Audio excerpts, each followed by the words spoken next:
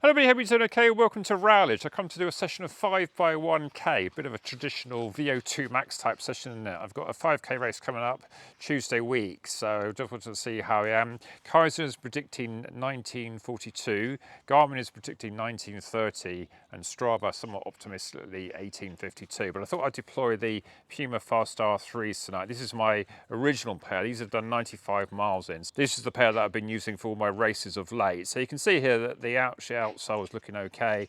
I've seen a few where it's kind of been quite bubbly as well, but I tend to find that these work really well for me because they kind of mimic my style of like a former track runner. So it feels like I get really far forward on the front here, and it always feels like I just sort of toe off. And when I'm sort of going for it, even though I'm not exactly Solway pace, I don't feel like I'm really engaging this rear much at all. And you can kind of see how much is sort of cut away there, can't you, really? And same with the right shoe there, it's not looking too bad. Maybe just needs a bit of a clean. My aim for the race is probably to do about 1940, I think. So anything sub 20, keeping out with John Broome, who did a very pleasing for him 1952 at Mid Cheshire the other night. So yeah, that was good to see him back under 20 minutes, and I think we'll hopefully have a rematch at the end of August. And my friend Phil's done 1852 at Parkrun, and he was a bit disappointed with that, but he's 64 coming up, so yeah, it just goes to show, doesn't it? It's all relative. Okay, some strides done. It wasn't too bad, just feeling a bit tired today, so yeah, I don't think I managed to record that, so let's see if I can get some recordings later on. Anyway, yeah, let's just get into this now. About less than a minute to go, and I'll get some POV footage, so I'll talk you through that. 0.62 miles.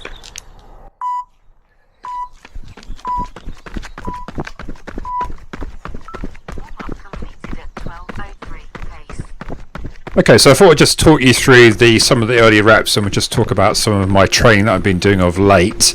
And this is in a village called Rowledge. I found this one because I've got a few friends that live nearby, and it's almost perfect, sort of pretty much flat straight where you can literally park at the start, and it's ideal then for shoe offs because I can then quickly nip into the car park, change shoes, and off we go.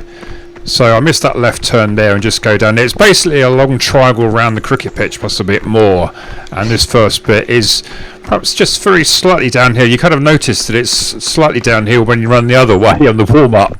Sometimes you just sort of get a feeling that someone's dead flat, and it's not. It was a very warm day today. It was about 25 degrees still. The fact it was around about 8 o'clock, 8:30. So I left this one quite late, and in a minute we'll just be taking a sharp left-hander. Now for John Broome, there's a nice war memorial here. I think I've showed that to you before, so hopefully you watched that, John. And then you've got the Cherry Tree pub here on the left, which has long since not been a pub. I noticed that this is actually for sale, and one of my friends, or Sue's friends, lives on the right there, which is a road called Prospect Avenue. So we're now basically onto the second straight, and this is the straight that goes to the sort of the centre of the village where the co-op is. So when I get to the co-op, I feel like I'm halfway, and 1k is quite a nice distance because you don't feel like you're going too far, and yet you don't feel like you're sort of sprinting from the outset. Now I think somewhere we see a black cat. Not sure if we see it on the first rep, but in the later reps it sort of like stands in the middle of the road. Is that the black cat there? Yeah, it might be the black cat coming up. There he is, or she, hard to tell. It's a black cat. Anyway, the black cat will feature more. So at this point in the first rep, I was trying to sort of just feel it out, see how I was feeling. And it's one of those days you kind of think, oh, I can't really be bothered. But I think sometimes these days I really have to sometimes force myself out. Do you find that? Some days you just really can't be bothered. When you actually get out, you actually feel a lot better than you are. So rounding an old telephone box there, which is now a bookstore, effectively, and the Hare and Hound pub. So we had another pub. That pub is actually in operation right next to another one, so perhaps it explains why two pubs about 200 metres away didn't last. So this is perhaps the main road through Rowledge. You can see it's a bit potholey there. There was a bit of a patchwork quilt sort of repair job, but yeah, there's a few drains there and that, but fortunately it's pretty quiet this time of day, and obviously you could run on the pavement, but I always feel like when I'm going for it, I'd much rather be on the road, and if something comes up behind I can always sort of nip into the side there. And we're in a 30-mile-an-hour limit from a 20, so no real danger of breaking the speed limit on these runs. I'm probably doing maximum of 10 mile an hour, and if I do a 6-minute miling, and this one turned out to be a 4-1, so yeah, ideal sort of start. And I've kind of learned really in recent years not to treat these sessions as absolutely ridiculously balls out from the start. and you get a few people walk around the village. Obviously, a nice evening there. That place on the blue looks like a new house, so when I visit again, that may turn into a new house. I don't think it's going to be a new street. Anyway, so what I was saying, yeah, sometimes I feel it in the past, I would take the first rep hard, and then invariably would perhaps try to run the second one probably the fastest, and by the third one I was already like full of lactate, and it was just then a terrible struggle. So this is like the final little rise up to the end, and it's just a little deceptive one there, but you know, once you pass this last house, you're into the entrance to the car park, and that's basically where I start and finish the rep, and it's more or less a K. I had this on the Garmin, that's why you can hear the Garmin, the 970, the Forerunner, bleeping to me about when I've done the 1K. So I actually split this for 1K, so I actually had to run 1K according to the GPS, and you'll probably hear it now at 4:01. So what I do is just buck left there and then walk back round for the next one. Hang on, 4 minutes I think, more or less. It felt like quite comfortable actually once I was into it. Yeah, so I feel like I could push it a bit harder towards the end, but yeah, we'll take it sort of within myself for now. I think because don't want to overdo this, and it's apart from the arse, it's far less painful if you do these more gently. 1.062 miles.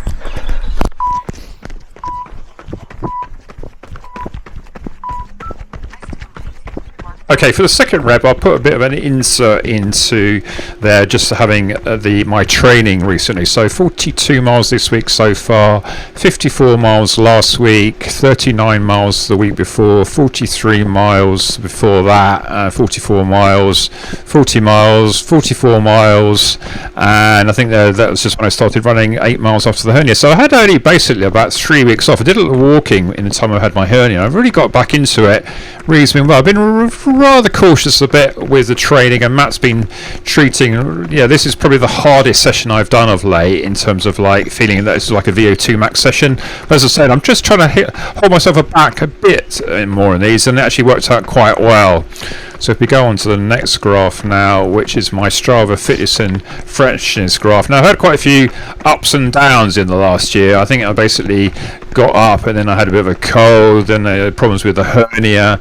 So I think that's the sort of start of the year. Then I got ill, I think, over Christmas, and I sort of built up again pre to the hernia. I did a reasonable 10k, a couple of sub 20 park runs, and then it obviously dipped down where I wasn't running at all, and it's been basically on the rise again. So I'm recording this on Sunday evening. It's really warm today, so I'm just waiting it to get a bit cooler. And if we split over to the 3 month one, you can see now basically, I think that's basically saying I've recovered the fitness I had prior to the hernia operation, which is quite good. Just goes to show sometimes you need a bit of a rest. This is the Garmin predictions. 1926 for 5k is the headline one. That compares to 1940. And if we do the timeline here over the last weeks, it's hardly moved at all actually. I think the Garmin one is quite static. I noticed during my layoff it didn't really move much at all. I think it sort of treats the fact that if you're not running, then err on the side of caution. Now, did we see the black cat coming through? I think I missed the black cat. Maybe on the third rep the black cat gets in the middle of the road. So yeah, you can see that it's been up and down a bit over time, but yeah, it's around about sub 20, 19:30, 19 minutes. If I did 18:38 tonight, I'm in Cheshire, so you always feel that I've got that 18-minute one in me again. And I think when I go back to the full POV, so I've just passed the co-op and the pub, so now I'm basically on the long, slightly downhill straight here, so this is quite helpful in a way. So you get halfway around the rep, and you've got just a very bit of encouragement as you're coming into the final sort of straight, which is the uphill bit. Now, subconsciously, this is the second one obviously, I'm trying now to think, can I run the same speed as before? I think often you find that once you've got one under your belt, I mean, you do strides and you do warm up, but you never quite gauge the actual effort, do you, until you actually get going. So often I find that my second one is faster than the first one, not because I'm necessarily trying any harder, it just feels a little bit looser. You just sort of gauge the effort a bit better. I very rarely look at my watch during these things, because I think I'm experienced enough to know now how my legs are reacting, and yeah, I can kind of tell now if I'm going too quickly. I don't think I ever go too slowly, because you always feel like if you're going too slowly, inverted commas, that you've got a bit more to give, and you can give that back in the session or the race a bit later. And how many times have you set off in a race thinking it's really, really busy, and then you look at your watch thinking, oh, that's a lot faster than I thought. I think sometimes the excitement of the first K or the mile, whichever you work on, can work in different ways, and sometimes just subconsciously holding you back. You're often going far faster than you actually think you are going. So this one I think turned out to be a 3:52, which is an encouraged one, because anything sort of sub 4 minutes is obviously sub 20 that I need. Obviously you get a bit of a rest here. Interval 2 completed. 3:52. Rest. 1:30.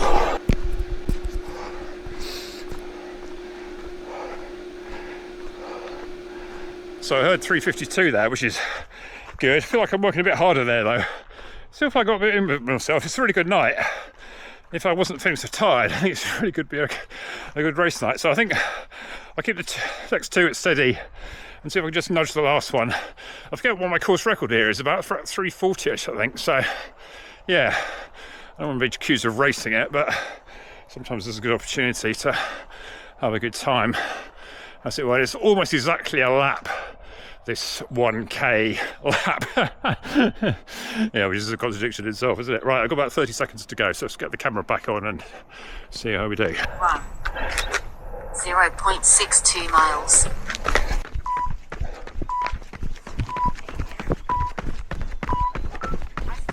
Okay, we're on to the third lap, and I thought it was quite useful to sort of turn up the sound on the Forerunner. They've got the sound coming out the Forerunner itself. It's quite handy actually, because you don't. I didn't carry my phone with me to. I don't really like carrying my phone on me if I'm going too fast. Obviously, when I'm just rounding the 1k loop here, not exactly I'm going to suddenly need my phone, am I? If I have a mishap, I can cycle back. And these days, I've got the iPhone 16 in a sort of a case. One of those cases just on the back and on the front. And yeah, you do notice after a while sometimes it is a bit heavy, and even though I wear the lava loop shorts, sometimes I feel like it's about to fall down, so sometimes I feel I have to tighten that drawstring in quite well, and I take a medium short. So I was thinking, well, surely somebody who's 6'5" and 195 can't have the smallest shorts that Nike do.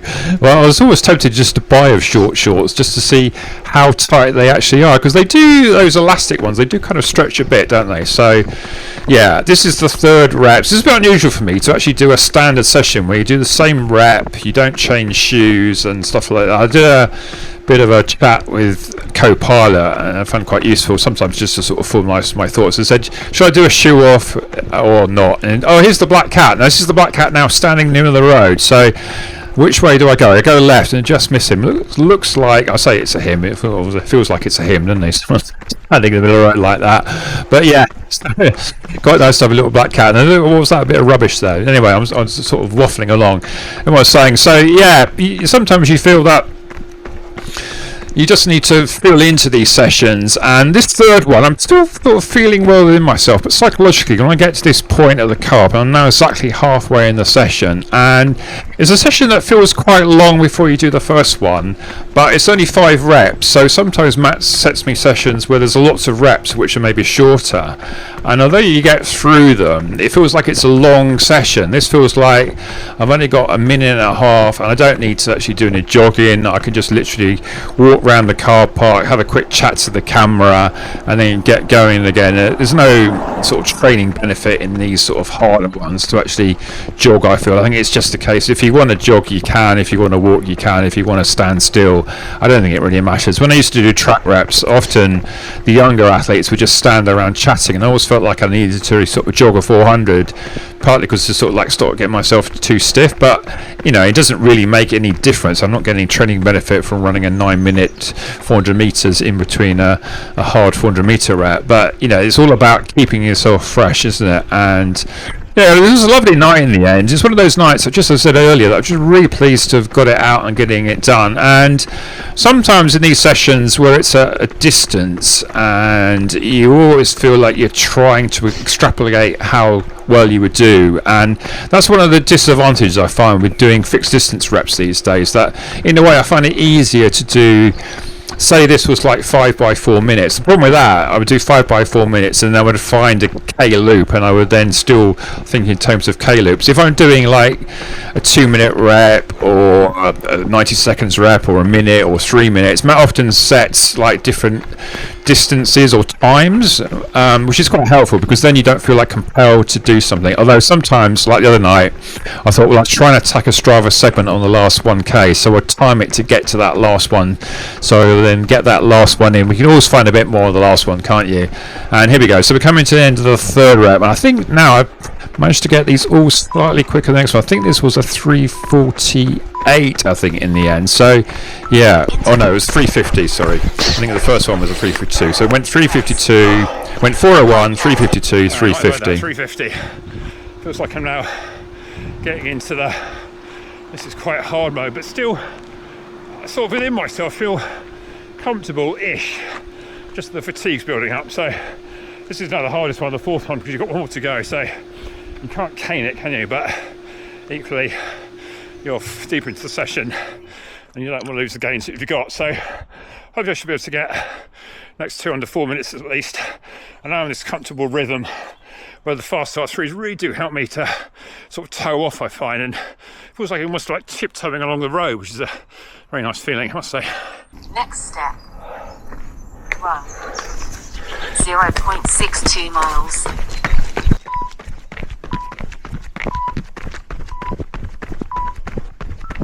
Okay, so we're off on the fourth one. It's quite interesting sometimes to play back what you said at the time. Sometimes you often underplay it, don't you? Having just run a 3:52, then a 3:50, and then sort of say, oh, can I then do a couple more of sub-4 ones? Because I think, well, I would have to slow dramatically one night to go from a, sort of a not all-out, like, semi-controlled 3:50 to running a 4:1. I really would have to collapse. So, and also I find, as I said earlier, once you get into a rhythm, it's actually then quite difficult in a way not to run that much different. I remember I used to do 400-meter reps, and once I'd done a few, I could, depending how the weather was in the day and what session I was trying to do, I could often get them with a second or two. They got increasingly harder, but just the legs just got used to running at a certain tempo, and I think that's kind of what happens with experience in running. Even though my times these days aren't what they were, I do feel I have a lot of sort of muscle memory, and I think part of the purpose of doing sessions like this, you can get used to a sign of pace. So when it comes to a race, it's a familiar pace for a bit, and it's then not like all out from the gun, as it were. Now, where will the black cap be this time? I think I did see it on this fourth rep. I'm not so sure on the last one. Still rarely for me. It's actually still vaguely light, isn't it? And I think the sun is probably just sunset now. So, but it's one of those nights, it's really balmy evening, and yeah, I mean, as you say, most people have now gone home. You get the odd car passing, but it's a 20-mile-an-hour limit here, so hopefully no one's going too quickly. Now the cat would be about here. I can't see the cat. Can you see the cat? Maybe it's gone home. Nice new house there on the right with a driveway. Yeah, you've got the Shell driveways area, which are never great if you feel like there's some city strides road up it, because you can hear you coming. But I don't think we saw the cat this time, do we? So sometimes you get a bit of a traffic jam here, and you have to sort of look out for cars coming around. But fortunately, they're all parked up there. I think it's a sort of a handy wall there to park if you go into the co-op. Sometimes you get a few people passing there. I think I'm getting better at cornering now. I mean, obviously, when you do that corner 5 times, you get to know the line. But the Fast-R is actually surprisingly good for cornering. I think because they're not ridiculously high stack and they're not ridiculously soft. I think that's why I like them. They're kind of like the visual they've applied next percent in that respect, that they're soft compared to how shoes used to be, but these days they're not mushy soft. I saw John Bruin wore the Fidian 6 Elite, and people seem to like that one, but it's a very soft shoe, not quite as mushy soft as the Endorphin Elite 2, and I heard that the 3 is nearly as soft. And I've been starting to use the Adios Pro 4 a bit, having just done a shoe off when I did a lot of daily trainers. Sometimes I think, I must wear a daily trainer because I must be disciplined and must do an hour in a boring shoe. Other times I think, I could do with a bit more sort of lift here. So last week when I was doing a few streets over at Mitchett, I was taking out the Adios Pro 4, and they're quite bouncy those shoes, as Sue would say. And I think I sort of go mixed fortunes with them, because I've had to get them half a size more than I normally do. A UK 14, which is a US 14 and a half. It's a size of shoe that nobody else does. And yeah, but for a easy run or a steady run, I thought it was remarkably good, actually. Just have to miss this lady here. I think there's a social club further up the road, so sort of like a Tory place. So you feel like you're in heartland of blue territory there, although the local elections, the Tories almost like coming in fourth place, aren't they? So here I am, coming back past this last house, and often I'm passing this house in the dark. It seems to be a lot brighter today than it is normally. And yeah, the fourth one here. So this is obviously the hardest rep, isn't it? Because you haven't gotten to the lift of the last one, and you're already tired from the first three. And what I'm going to get here, I think this was a 3:48. Yeah, I mean, I ran on to make sure I got the 1K. I should have perhaps, in hindsight, stopped it a bit before the line and keep going. That's exactly what I wanted, another 3:48. I feel like there's a little bit more there if I wanted to. So we'll see if we can get a sub 3:45, because that would be sub 6 pace, wouldn't it? Or at least the 3:44 would be. Just needs a little more effort, maybe a bit more commitment early on. And it's a game of 1, 2, 3, 4 sides of a sort of a, you're going to go to a triangle. With this bit, it's kind of like the first bit and the last bit. So the only uphill bit of any note is really just this last rise. But when you've got the home straight coming, it's quite a welcome relief. Okay, let's get the camera on for the last one then. Next step. Run. 0.62 miles.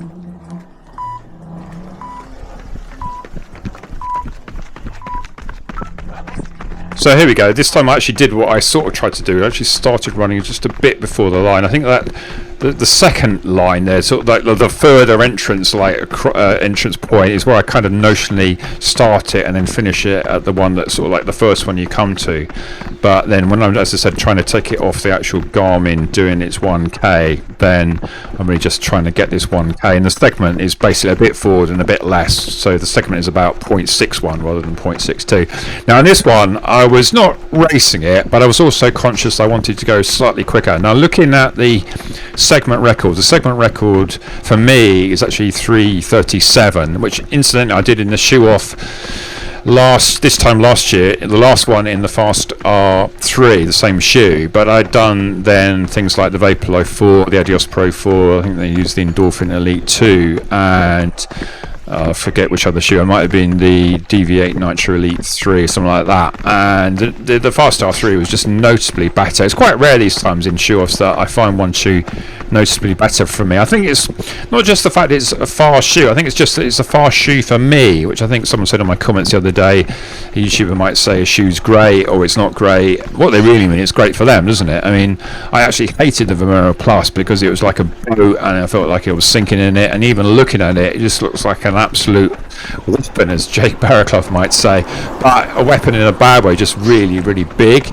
And yeah, it's heavy for me. These sort of shoes like the Fast-R 3 and the Vaporfly 4, which actually I like a lot better than other people do, they're only about 220 grams, and the UK 13, that's a real revelation in terms of weight, because even the Vaporfly 1, which I thought was a light shoe and a very cushioned fast shoe, is 250, so you're getting 30 grams less than arguably the shoe that was my favourite probably up until the Fast-R 3, and I'm quite sure. Oh, there's another cat there, so actually it's not the black cat, it's a different one, having said that. So yeah, at this point I'm actually working quite hard, but now having got that, you've only got basically another 500, 600 meters to go, so you're thinking, when am I actually coming now to the point in the rep that it's basically like a notional lap to go.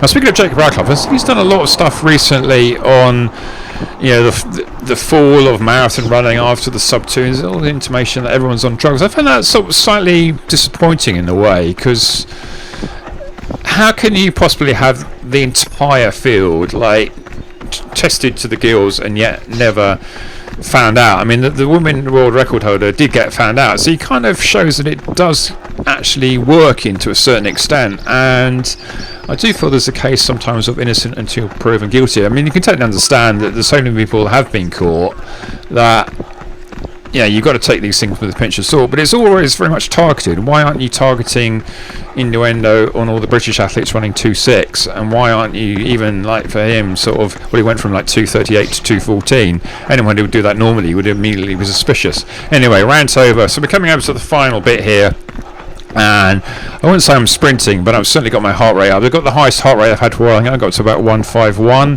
which is pretty high for me, and I think I get this one, as it turned out, actually equaled my segment record, so I'm second all time, and I'm just tantalisingly 3 seconds short. So hope you found this interesting. Like and subscribe on that, and see you next one then. Bye.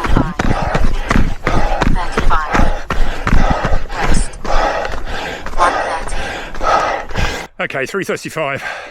Yeah, I did went for that one a bit. I feel like it wasn't absolutely totally life depended on it flat out, but not far off, to be fair. And what I was saying, you don't want to do that the first one, because it just makes these sessions so difficult. I mean, you start off at 3:35 and you'll be in lactate by halfway around the second one, and it will be absolutely painful. And these days, probably not good training for me. I think these days I thrive off doing things evenly, a bit more measured. Yeah, a bit longer warm-ups, 2 strides. I did that, of course, back in the day, but you just get going quicker when you're younger. That's the problem. Right, I don't think I actually filmed any strides, so I might just do some strides to backfill things. That's my recovery for 1 minute. So we're notionally now in 50 minutes warm-up. Let's just get a flyby here then.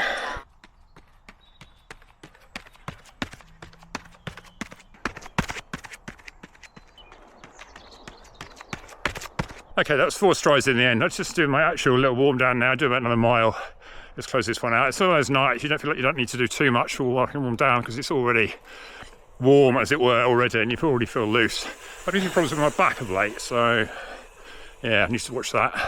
And he walked into a cyclist there, or he'd rather walked into the back of me. No lights this time of day. And I've got a bright yellow top on, so yeah. What is the way there? It looks to me as if I was what you do on the road when you've got no lights on. And I can barely see them now, even in a white top. All right, let's get this warm down done then. Just filming this at Rowledge School. They've got some little plaques on the wall here for famous Rowledge people. They've got a guy called Halifax there was in the Navy. A guy called Parker was the local reverend. This is all like, 100 years ago. We've got a guy called Charrington there, was a wealthy brewer. We've got a chap called Rennie, who was a barrister. And then they've got another board here of all the people like Florence Nightingale, Charles Darwin. Who can you spot that you've heard of? King Charles there. He got a bit of a old and new, shall we say, as well. Alan Turing, he used to be a Walton AC runner, actually. One of his lesser known exploits was being a marathon runner. I think he ran 2:46. Just goes to show that sometimes the local history is worth checking out as well.